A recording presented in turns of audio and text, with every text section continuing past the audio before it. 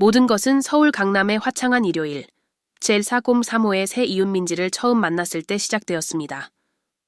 저는 수진으로 명동의 광고회사에서 일하기 시작한 후 2년째 첼402호에서 혼자 살고 있었습니다. 민지는 부산에서 막 이사 온 상태였고 그녀의 긴 검은 머리와 평온함을 전하는 미소가 인상적이었습니다. 우리는 압구정동에 위치한 아파트 건물의 거울이 있는 엘리베이터에서 처음 마주쳤습니다. 안녕하세요. 저는 민지라고 합니다. 막 이사 왔어요. 그녀가 공손하게 고개를 숙이며 인사했습니다.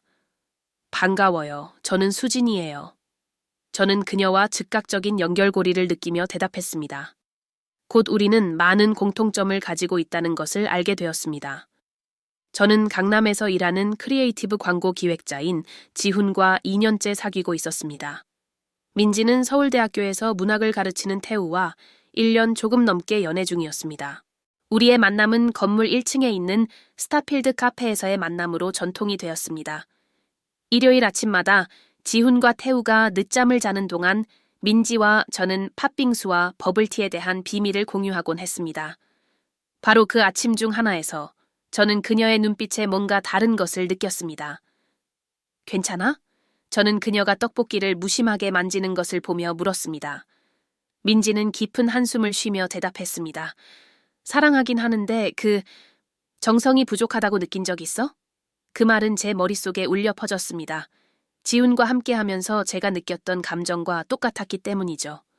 홍대에서의 데이트와 한강공원 산책은 너무나도 예측 가능해져 버렸습니다. 태우랑은 같은 만화를 여러 번 읽는 기분이야. 민지가 계속해서 말했습니다. 그는 대단하고 똑똑하고 친절해. 하지만 애정의 불꽃이 부족해. 그 순간 저는 대담한 아이디어를 떠올렸습니다. 아마도 전날 밤 우리가 마셨던 소주 때문이었을 수도 있고 운명, 아니면 우리가 말하는 운명 때문일 수도 있었습니다. 이런 일상을 깨기 위해 뭔가 정말 다른 걸 해보는 게 어때? 정말 특별한 무언가. 민지가 고개를 기울이며 호기심 어린 눈빛으로 물었습니다.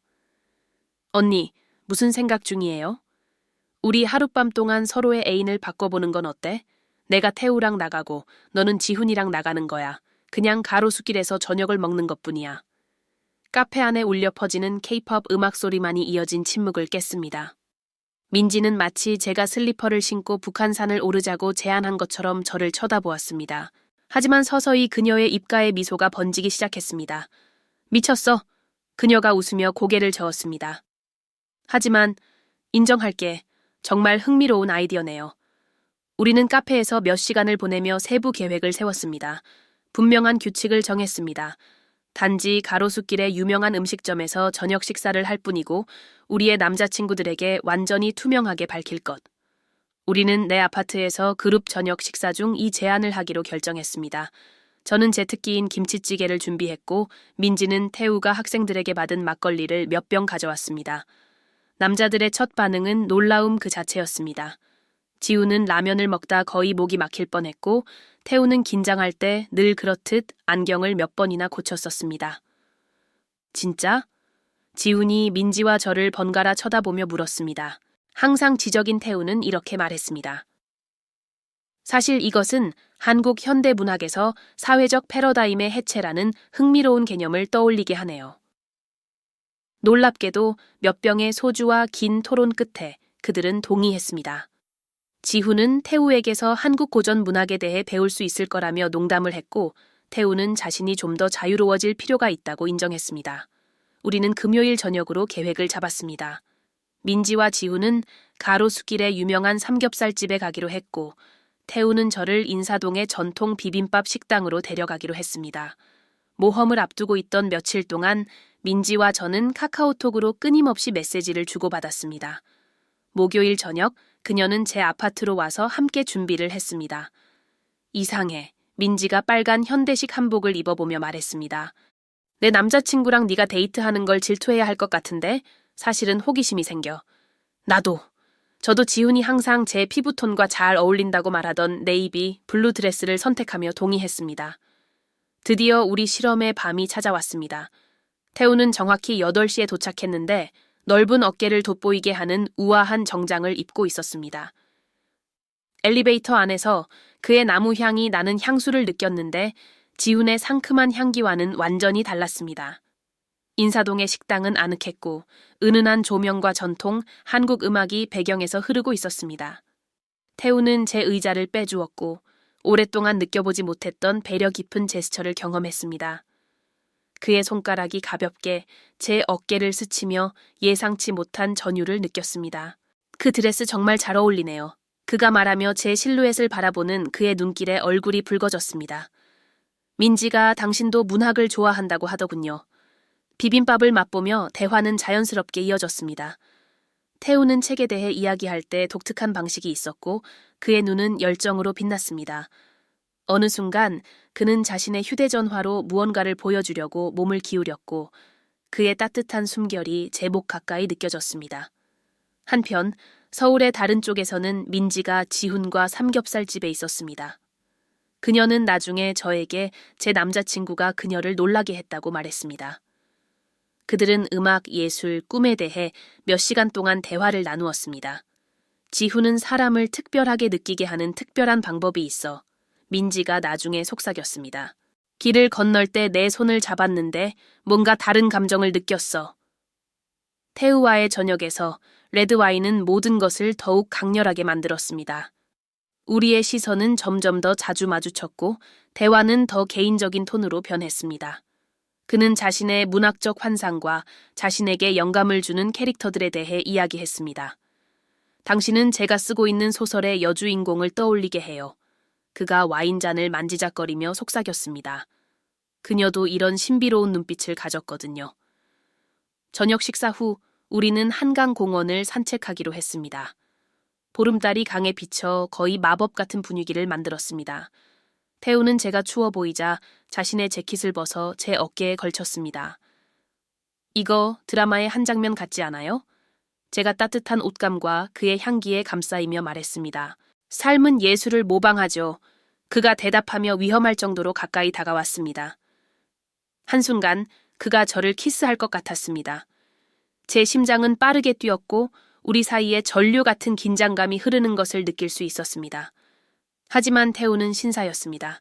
그는 단지 미소를 지으며 집으로 돌아가자고 제안했습니다. 돌아오는 길에 우리는 그 밤이 얼마나 특별하고 독특했는지에 대해 이야기했습니다. 그날 밤 집에 돌아왔을 때 민지에게서 카카오톡 메시지를 받았습니다. 그녀는 즉시 제 아파트로 와서 이야기를 나누고 싶다고 했습니다. 20분 후 우리는 제 발코니에 앉아 소주 한 병을 나누며 우리의 경험을 공유하고 있었습니다. 지훈은 정말 대단했어. 그녀가 한숨을 쉬며 다른 빛으로 빛나는 눈으로 말했습니다. 그가 저녁 후 노래방에 데려갔어. 우리는 노래하고 춤추고 정말 마법 같았어. 민지에게 태우와의 밤에 대해 이야기했습니다. 그의 지적이면서도 부드러운 매력이 얼마나 인상적이었는지 말이죠. 공원에서 잠시 제가 망설였습니다. 그가 나를 키스할 거라고 생각했어. 민지는 호기심 가득한 표정으로 몸을 앞으로 기울였습니다. 그리고 넌 원했어? 그 질문은 한강 위 아침 안개처럼 공기 중에 맴돌았습니다. 모르겠어. 솔직히 대답했습니다. 뭔가 색다른 감정을 느꼈어. 예상치 못한 화학작용 같은. 나도 지훈과 그런 걸 느꼈어. 민지가 소주로 인해 붉어진 볼로 고백했습니다. 그가 내 손을 잡았을 때 불꽃이 튀는 것 같았어. 이런 감정을 느끼는 게 잘못된 걸까? 우리는 한동안 침묵하며 서울의 야경을 바라봤습니다. 도시의 불빛이 지상의 별처럼 깜빡이며 우리의 감정적 혼란을 지켜보고 있었습니다. 이제 어떻게 해야 할까? 저는 스스로에게 묻듯 작게 말했습니다. 다음 날 우리는 롯데월드몰의 카페에서 4시 만나기로 했습니다. 분위기는 긴장과 기대감으로 가득 차 있었습니다. 지훈은 계속 민지를 바라봤고 태우는 깊은 생각에 빠진 듯 보였습니다. 그래서 지훈이 침묵을 깨며 말을 꺼냈습니다. 어제 우리는 모두 무언가를 깨달은 것 같아. 태우는 안경을 고쳤으며 이제는 사랑스럽게 느껴지는 그 습관을 보였습니다. 네, 분명히 깨우침을 주는 경험이었죠. 민지와 저는 눈길을 교환했습니다. 우리 네 사람 사이의 화학작용은 분명했고 말하지 않아도 알 수 있는 가능성들로 가득 차 있었습니다. 아마도 민지가 조심스럽게 제안했습니다. 다시 한번 해볼 수 있지 않을까요? 그 제안은 잠시 침묵을 불러왔고 그 침묵은 다른 손님들의 대화 소리와 찻잔이 부딪히는 소리로 깨졌습니다. 하지만 이번에는 그녀는 살짝 얼굴을 붉히며 말을 이었습니다. 다른 걸 해볼 수도 있지 않을까요? 예를 들어 제주도에서의 주말 같은. 민지의 제주도 제안은 우리 각자에게 다른 반응을 불러일으켰습니다. 지훈은 아이스 아메리카노에 거의 목이 막힐 뻔했고 태우는 깊은 생각에 잠긴 듯 보였으며 저는 심장이 두근거리는 것을 느꼈습니다. 제주는 로맨스의 섬으로 유명하죠. 태우가 교수다운 어조로 말하며 더 깊은 감정을 감추려 했습니다. 그곳에서 진정한 사랑을 찾은 커플들에 대한 전설이 많아요. 지훈은 처음에 놀라움을 회복하고 앞으로 몸을 기울였습니다. 그럼 현대식 한옥을 하나 빌리면 어떨까? 함덕 해변 근처에 멋진 곳들이 있던데. 그 아이디어는 점점 구체화되었습니다. 우리는 주말 동안 제주도에서 함께 지내기로 계획했고 바다가 보이는 고급 한옥을 빌리기로 했습니다. 각 커플은 자신의 방을 가지되 같은 집에서 함께 시간을 보내기로 했습니다. 여행을 앞둔 일주일 동안 건물에는 긴장감이 감돌았습니다. 엘리베이터에서 태우를 마주칠 때마다 우리의 시선은 전에 없던 강렬함으로 교차했습니다. 민지는 지훈과 관련된 불안한 꿈을 꾸었다고 저에게 말했습니다. 드디어 여행 당일이 되었습니다. 제주로 가는 비행은 평온했지만 말하지 않아도 알 수 있는 기대감으로 가득 차 있었습니다. 우리가 빌린 한옥은 사진보다 훨씬 아름다웠습니다. 정원, 개인 온천, 그리고 숨이 멎을 듯한 바다 풍경까지 갖춘 곳이었죠. 첫날 밤 우리는 데크에서 한국식 바비큐를 즐겼습니다. 파도 소리와 고기 굽는 향기가 어우러져 마법 같은 분위기를 만들었습니다. 소주는 거침없이 흘러갔고 우리의 긴장을 풀어주었습니다. 게임 하나 할까요? 민지가 악동 같은 눈빛으로 제안했습니다. 진실 혹은 도전, 어른 버전으로. 게임은 처음엔 순수하게 시작되었지만 곧 질문과 도전이 점점 대담해졌습니다. 우리의 바뀐 저녁 식사에서 가장 흥미로웠던 부분은 무엇이었나요? 지훈이 저에게 물었습니다. 공원에서 태우와 함께 했던 순간 저는 얼굴이 뜨거워지는 것을 느끼며 대답했습니다. 그가 나를 키스할 것 같았던 그 순간 태우는 안경 너머로 강렬한 시선으로 저를 바라보았습니다. 만약 내가 키스했다면? 그 뒤에 이어진 침묵은 귀가 멍멍할 정도로 깊었습니다. 민지는 긴장한 듯 자신의 잔을 만지작거렸고 지훈은 제 반응을 호기심 가득한 눈으로 지켜보고 있었습니다. 내가 키스했다면 어땠을까? 태우의 질문은 한옥의 베란다에 메아리 쳤습니다. 제가 대답하기도 전에 제주 하늘을 가르는 천둥 소리가 울렸습니다.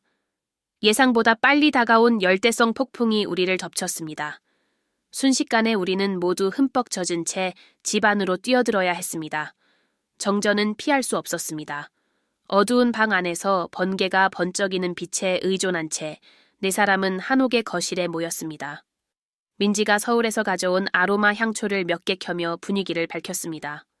아마도 이건 신호일지도 몰라. 지훈이 젖은 머리를 쓸어 넘기며 말했습니다. 우리는 불장난을 하고 있는 거야. 태우는 저에게 가까이 다가왔고 빗물에 섞인 그의 향기가 저를 어지럽게 했습니다. 가끔은 타봐야 살아있는 느낌을 받을 수 있어요. 그때 민지가 모든 것을 바꿀 폭탄 선언을 했습니다. 나 임신했어. 뒤따른 침묵은 절대적이었습니다. 폭풍의 소리조차 우리의 귀에 닿지 않는 듯 했습니다. 누구 아이야? 지훈이 떨리는 목소리로 물었습니다. 민지는 신경질적인 웃음소리를 내기 시작했고 곧 그것은 폭소로 변했습니다. 사실은 아니야. 하지만 너희 얼굴 좀 봐. 긴장감은 비눗방울처럼 터져버렸습니다. 모두가 웃음을 터뜨리며 우리가 처한 상황의 황당함을 깨달았습니다. 우리가 뭐 하는 거야? 저는 웃음으로 눈물을 닦으며 물었습니다. 우리 어른들이 청소년처럼 장난을 치고 있잖아. 아니, 태우가 뜻밖의 단호한 목소리로 말했습니다. 우리는 어른이지만 이미 가진 것을 피해 도망치려고 하는 중이야. 그게 무슨 뜻이야? 민지가 물었습니다. 우리를 봐. 태우가 말을 이었습니다. 이미 가진 관계에서 찾을 수 있는 것을 다른 사람에게서 찾으려고 하고 있어. 감정의 스릴은 교환에 있는 게 아니야. 이미 우리 곁에 있는 사람들에게 진심으로 마음을 열 용기에 있는 거지. 그 순간 마치 마법처럼 전기가 돌아왔습니다. 우리는 한옥 창문에 비친 자신들의 모습을 보았습니다. 비에 흠뻑 젖고 혼란스러워 보였지만 어쩐지 조금 더 현명해진 네 사람의 모습이었습니다. 지우는 저에게 다가와 제 손을 잡았습니다. 수진, 난 너를 사랑해. 그리고 너와 함께 새로운 모험을 찾고 싶어. 너 없이가 아니라. 태우도 민지에게 같은 방식으로 다가갔습니다. 하지만 그의 특유의 말투로 너는 내 인생에 필요한 플롯 트위스트야. 다음 날 아침 우리는 베란다에서 함께 아침 식사를 했습니다. 폭풍은 지나갔고 공기는 맑아졌으며 우리 안에 새로운 깨달음이 자리 잡았습니다. 우리는 남은 제주 여행을 각 커플이 자신만의 공간에서 사랑을 다시 발견하며 즐기기로 했습니다. 오늘 6개월이 지난 지금도 우리는 친구로 지내고 있습니다. 정기적으로 함께 저녁 식사를 하지만 교환 게임은 없습니다. 진정한 모험은 다른 관계에서 스릴을 찾는 것이 아니라 우리가 선택한 사랑에 온전히 자신을 내맡길 용기를 가지는 것임을 깨달았기 때문입니다. 민지와 저는 여전히 일요일 아침마다 함께 커피를 마십니다. 하지만 이제 우리의 대화는 우리 곁에 있는 사람과 어떻게 불꽃을 유지할 수 있는지에 대한 이야기로 바뀌었습니다. 때로는 가장 큰 모험이 항상 곁에 있던 것을 새로운 눈으로 바라보는 것일지도 모릅니다. 그 태우와의 화학작용은요? 글쎄요. 그것은 제가 여전히 가슴 설레는 감정을 느낄 수 있다는 것을 깨닫게 해주었습니다. 하지만 이제는 그 감정을 지훈과 함께 매일 다른 방식과 예상치 못한 순간들로 느끼기로 선택했습니다. 제주에서의 작은 광기가 우리에게 가르쳐준 것은 진정한 사랑은 교환의 스릴에 있는 것이 아니라 이미 가진 관계에서 더 깊이 몰입할 용기를 매일 선택하는 데 있다는 것이었습니다.